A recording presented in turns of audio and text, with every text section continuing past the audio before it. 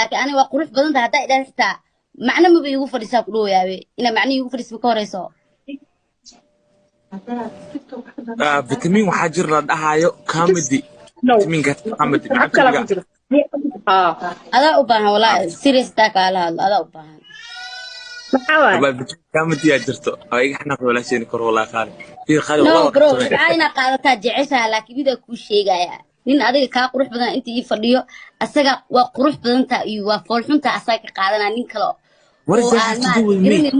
انا مع ايدن so why you say ada lagu dhaha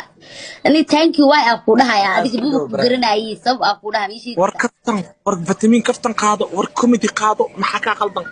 ninkaaga fariyo la sheekaysi adiga waxaad qaadataa xanuun ku haayo kaniini oo dawo oo qaboojis ah oo istusnimada ka saaro maxaa ka qaldan gabadha waxa adiga qaldan